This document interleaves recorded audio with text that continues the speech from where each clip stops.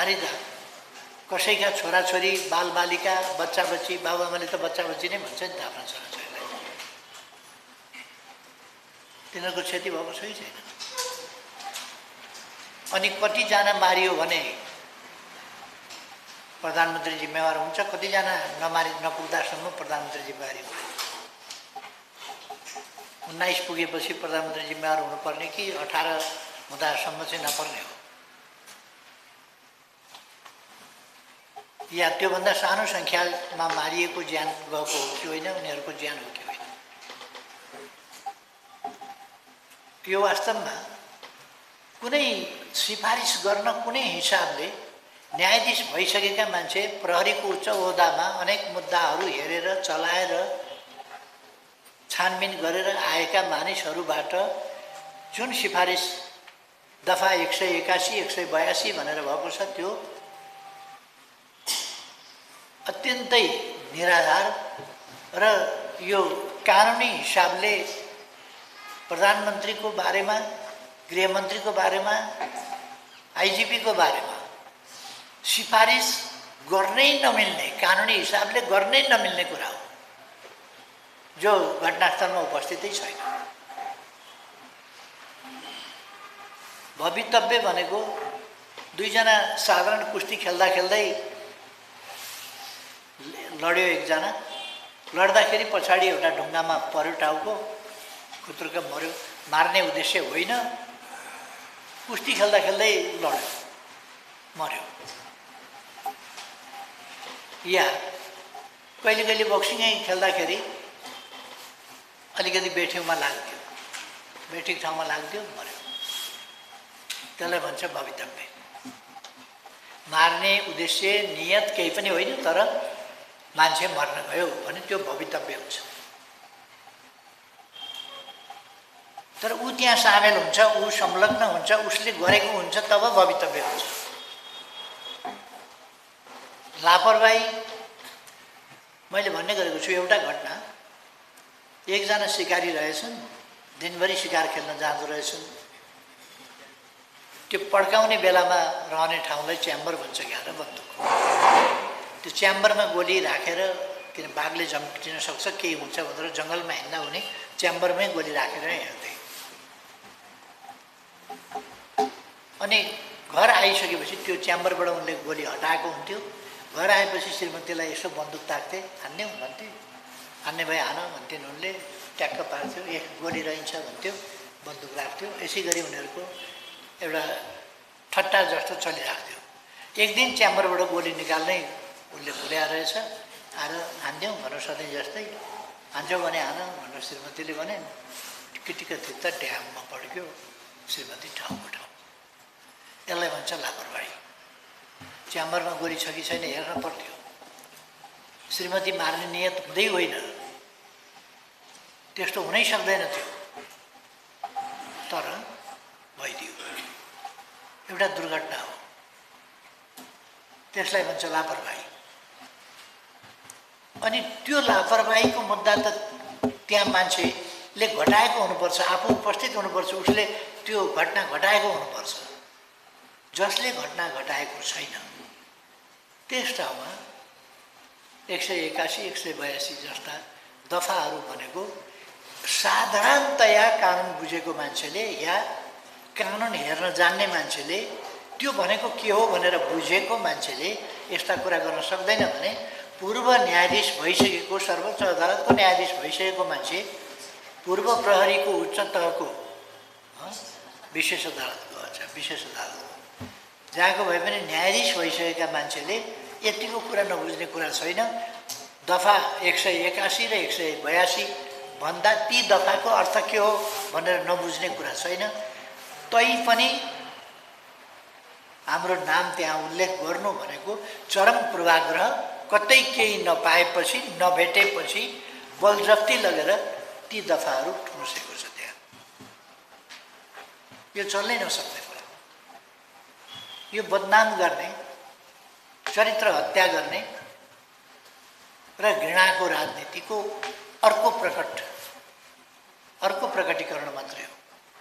घृणाको राजनीति प्रकट भएको मात्रै। त्यसकारण यो निन्दनीय छ, यो खेदजन्य छ, यो अस्वीकार्य छ। हाम्रो मान्यजीहरूले यी कुराहरूलाई बुझ्नु पर्दछ र यो हामीले पहिले नै अनुमान गरे चाहिँ पूर्वाग्रह पूर्ण प्रतिवेदन ल्याउनका लागि यो गरिएको भनेको कतै ठाउँ नपाएपछि फौजदारी संहिता 2074 को दफा 181 र 182 भन्ने कतै मेल नखाने त्यस्तो खालको चाहिँ दफा, यो बदनाम गर्ने, चरित्र हत्या गर्ने, मानसिक रूपमा तनाव दिने प्रयत्न स्वरूप गरिएको एउटा कुकर्म हो। यो आयोगले गरेको यो कुकर्म हो। यसमा हामीले दुःख व्यक्त गर्न सक्छौँ, दुःख व्यक्त गर्छौँ। अब यस्ता कुराहरू अर्थात् हाम्रा विरुद्ध प्रधानमन्त्री भए बापत अपराधी हुनुपर्ने, प्रधानमन्त्री भए बापत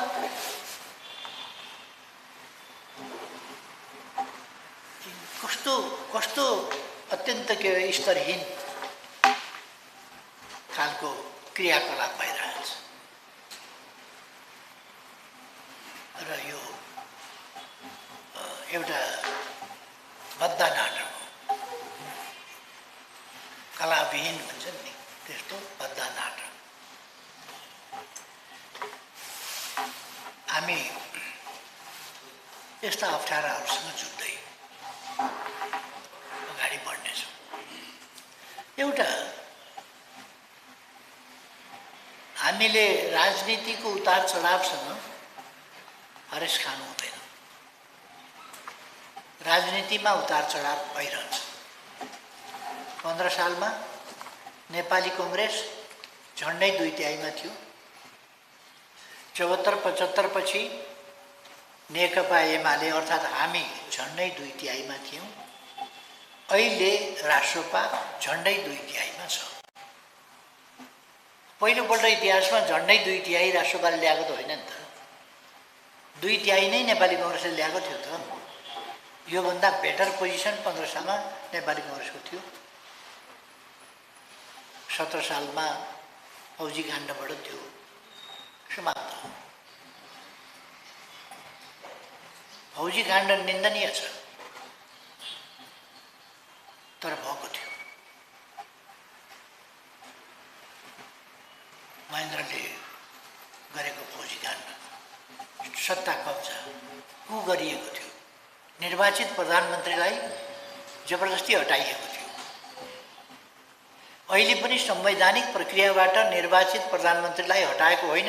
सरकार संवैधानिक प्रक्रियाबाट, कानुनी प्रक्रियाबाट, लोकतान्त्रिक प्रक्रियाबाट, संसदीय प्रक्रियाबाट सरकार गएको होइन। हुल हुज्जतबाट सरकार गएको हो। यसमा हामी कुनै दुविधामा हुनु हुँदैन। र जननिर्वाचित संसद भङ्ग गरेर फेरि तत्काल अर्को निर्वाचन किन गर्नु पर्यो? हुल हुज्जतका साथ संसद विघटन किन गर्नु पर्यो भन्दा एउटा जादुमय निर्वाचनको मञ्चन गरेर लगभग 2/3 को स्थितिमा ल्यायौँ भनेर एउटा नतिजा जादुगरले यसो हात हल्लाउँदाखेरि खल्तीबाट परेवा निकाले जस्तै यो एउटा परेवा निकालेको मात्रै हो। योभन्दा अगाडि राष्ट्रसभा 20 सिटमा थियो। मध्यावधिको एउटा उसको उपनिर्वाचनको 1 सिट जित्दा 21 मा पुगेको थियो। प्रतिनिधि सभामा हामी त्योभन्दा त बढी छौँ त। अहिले फरक कति हो भने हामी अलिकति खस्किएर यहाँ आइपुग्यौँ, ऊ चाहिँ खस्किएर त्यहाँ पुगेको थिएन। तर सीमान्त उपयोगिता रास नियम भन्ने हुन्छ एउटा अर्थशास्त्र, कुनै चिज क्लाइमेक्समा पुगेपछि फेरि त्यसको ह्रास घटोत्तरी या घट्ने दिशा प्रारम्भ हुन्छ। हामी कुनै गल्तीले, देश विरुद्धको कुनै कामले, जनताको विरुद्ध कुनै कामले, सुशासन विरुद्ध कुनै कामले, भ्रष्टाचार जन्य कुनै क्रियाकलाप कामले अथवा विकास गर्न असक्षम अयोग्य भएको हुनाले सरकारबाट हट्या होइन। घृणाको राजनीतिको कारणले र चौतर्फी संयुक्त हमलाको कारणले सरकारबाट हटेको हुनाले निराश हुनु पर्दैन। हामी फेरि पनि जनतालाई साथ लिएर अगाडि बढ्न सक्छौँ। हामीले यसमा मनोबल कमजोर पारिहाल्नुपर्ने अवस्था छैन। 21 सिट हुनेले झन्डै 2/3 पुर्याउँछ भने हामीसँग त कमसेकम 25 सिट त फेरि पनि छ नि त। सबभन्दा चरम घटोत्तरी हामीलाई अहिले भएको, चरम घटोत्तरी। तर पनि नेकपा एमाले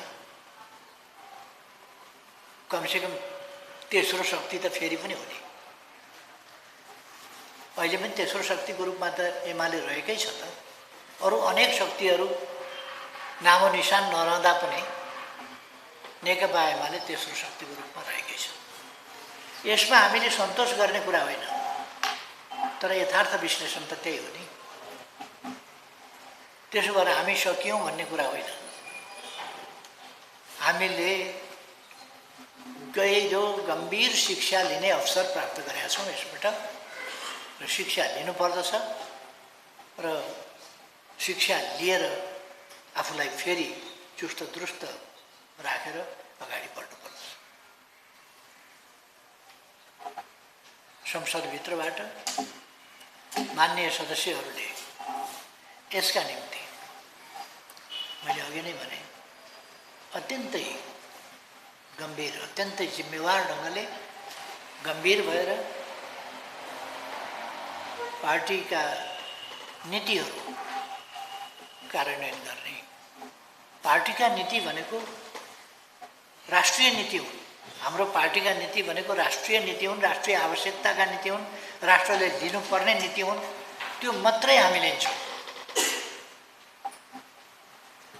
त्यसकारण राष्ट्रिय हितहरूको रक्षा सम्वर्धन गर्ने, यो सार्वभौम सत्ता होस्, हाम्रो स्वाधीनताको प्रयोग होस्, हाम्रो स्वतन्त्रताको प्रयोग होस्, यी सबै कुराहरूमा हाम्रो अडान राष्ट्रिय हितहरूको रक्षाको अडान हामीले लिन्छौँ दृढताका साथ। शान्ति सुशासनको पक्षमा र विकासको पक्षमा हाम्रो अडान हुन्छ नै।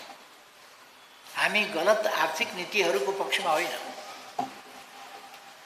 सही आर्थिक नीतिहरूको पक्षमा, गलत राजनीतिको पक्षमा होइन, सही राजनीतिको पक्षमा, गलत सामाजिक नीतिहरूको पक्षमा होइन, सही सामाजिक नीतिहरूको पक्षमा, र सही गलत सांस्कृतिक नीतिहरूको पक्षमा होइन कि हामी सही सांस्कृतिक नीतिहरूको पक्षमा।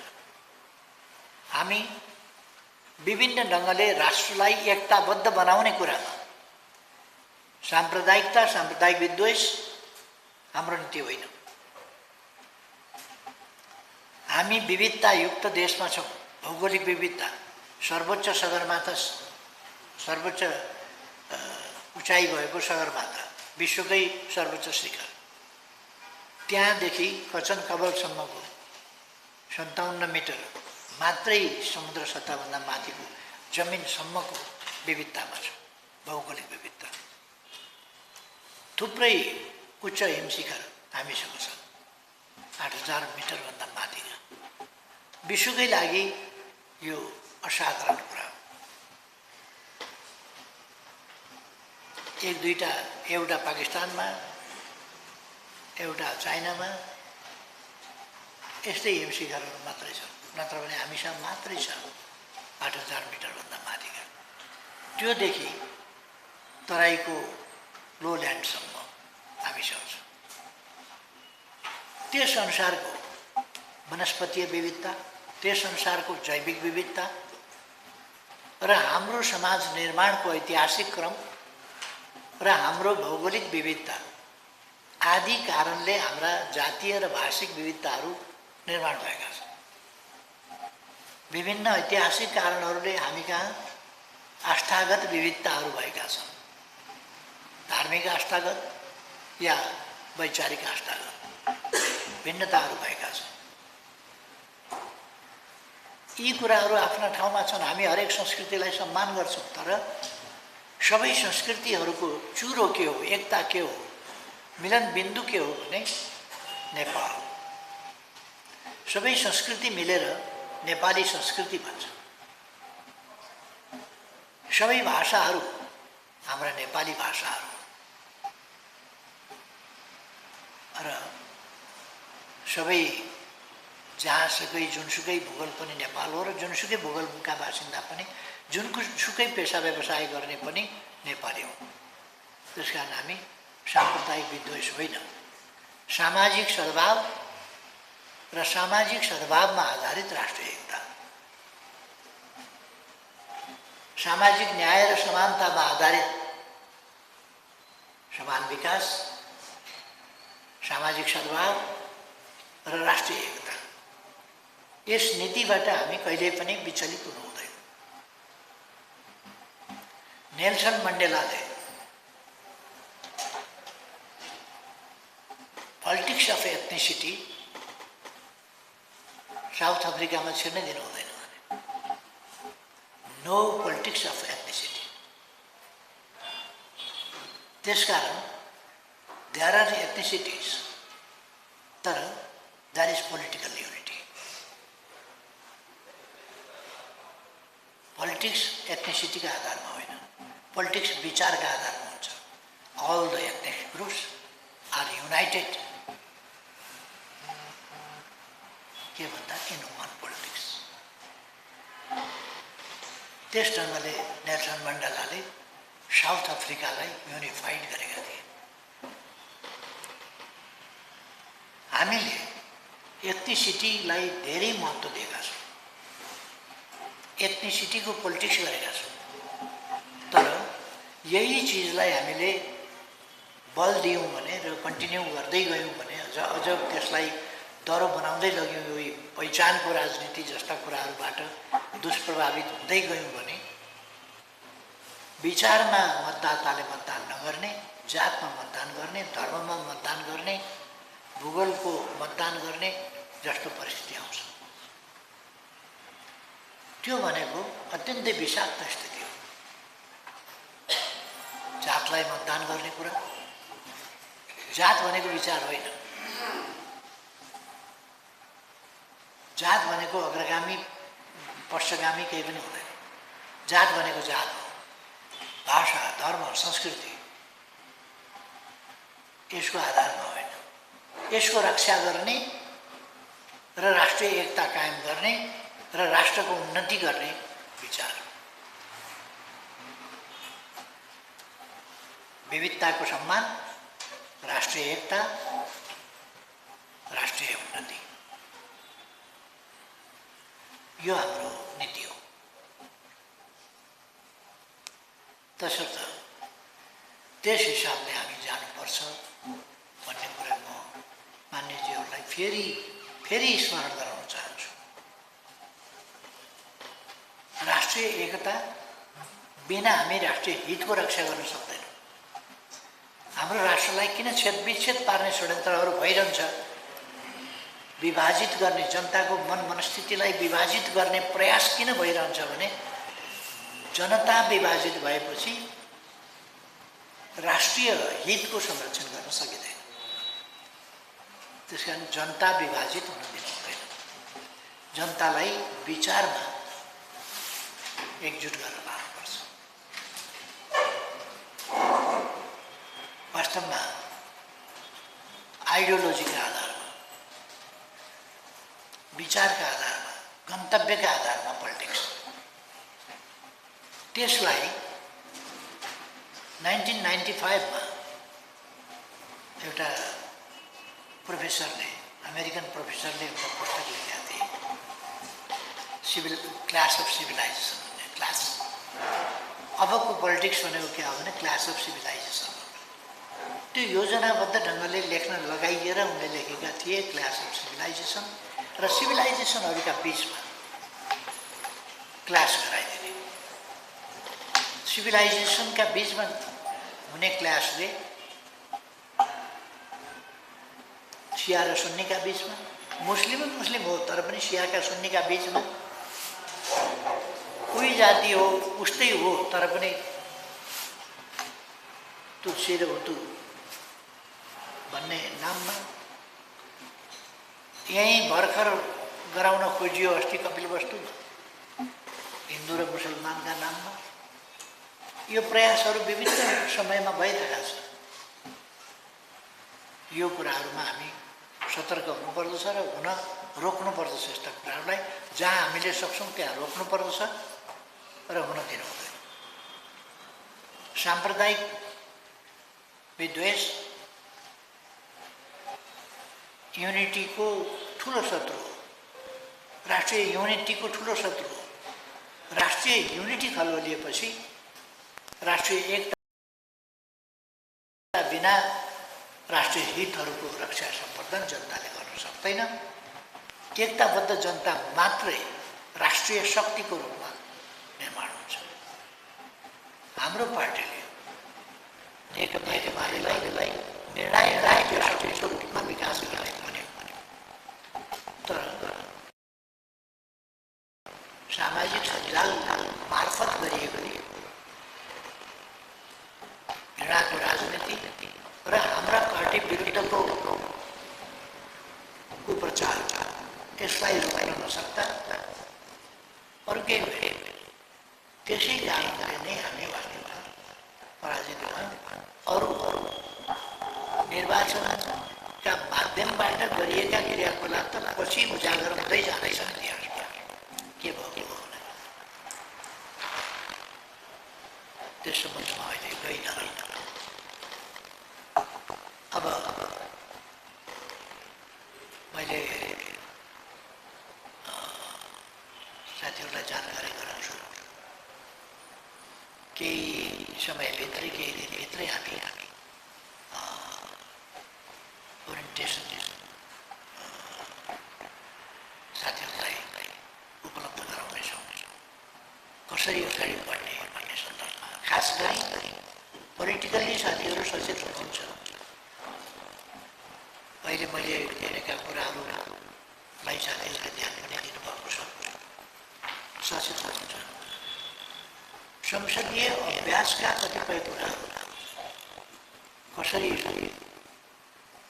शून्य समयको प्रयोग कसरी गर्छौँ, विशेष समयको प्रयोग कसरी गर्छौँ, प्रस्तावहरू कसरी ल्याउँछौँ, कुन प्रस्ताव केमा हुन्छ, संशोधन प्रस्ताव कसरी राख्छौँ भन्ने कुरामा यसभन्दा अगाडि पनि संसदमा केही अराजक प्रवृत्तिहरू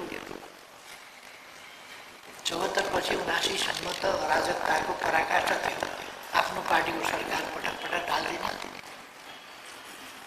73 मा पनि त्यही भयो। आफ्नै पार्टीभित्रबाट आफ्नो सरकार ढालिएको थियो र गलत दिशामा लगिएको थियो। प्रतिक्रियावादीहरूले बकअप गरेका थिए। त्यही बकअपमा उल्किएर सरकार ढालिएको थियो। अरू ढाल्नुपर्ने कुनै कारण थिएन। असाधारण सङ्घर्ष गरिएको थियो। असाधारण अडान राखिएको थियो। असाधारण काम गरिएको थियो। तर पनि सरकार आफ्नै भित्रबाट ढालिएको थियो। 77-78 मा आफ्नै पार्टीबाट 76, 77, 78 का वर्षहरू आफ्नै पार्टीको चित्तो काट्ने, राम्रा काम गरेको प्रचार नहुने, सहन